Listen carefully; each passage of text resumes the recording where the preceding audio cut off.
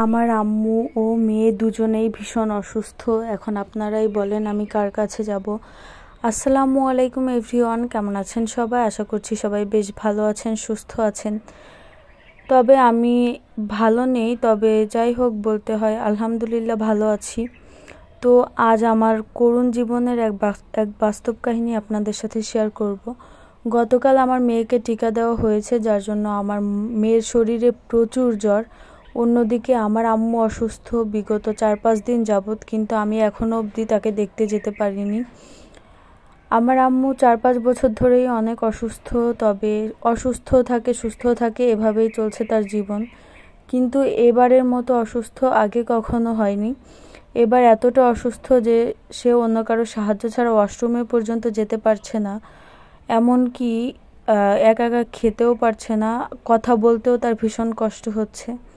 তো এই অবস্থাতে আমি তাকে কিভাবে না দেখে থাকতে পারি আপনারাই বলেন। অন্যদিকে আমার মেয়ে যেহেতু ব্রেস্ট ফিডিং করে, ও যদি সুস্থ থাকতো ওকে মার কাছে রেখে 1-2 ঘন্টার জন্য হলেও আমি যেতে পারতাম, কিন্তু ও হচ্ছে অসুস্থ। এখন আমি না পারছি মেয়ের কাছে মন স্থির করে থাকতে, না পারছি আম্মুর কাছে যেতে। আমি কি করব আমি নিজেও জানি না। অন্যদিকে আমিও অসুস্থ। আমি বিগত 2-3 দিন ধরেই হসপিটালে দৌড়াদৌড়ি করছি। আপনারা অনেকেই জানেন ডিসেম্বরের 22 তারিখে সিজারিয়ান ডেলিভারির মাধ্যমে আমার মেয়ে হয়। তো আমার সেলাই ইনফেকশন হয়েছে, যার জন্য আমারও হাসপাতালে 2-3 দিন ধরে অনেক দৌড়াদৌড়ি করা লাগছে। কিছুই করার নেই, আসলে বিপদ যদি আসে তখন চারিপাশ দিয়েই আসে। তো আমার শাশুড়িও অসুস্থ, মানে আমি কার কথা বলবো, আমার 2 ফ্যামিলির অধিকাংশ সদস্যই অসুস্থ। তো আপনারা সবাই আমাদের জন্য দোয়া করবেন, আমার মায়েদের জন্য দোয়া করবেন, আমার মেয়ের জন্য দোয়া করবেন, আমার জন্যও দোয়া করবেন, আল্লাহ যেন আমাকেও সুস্থতা দান করে। আমি আসলে এখন খুবই খারাপ সময়ের মধ্য দিয়ে পার করছি। জানি না কবে আল্লাহ আবার আমাকে বিপদমুক্ত করবে।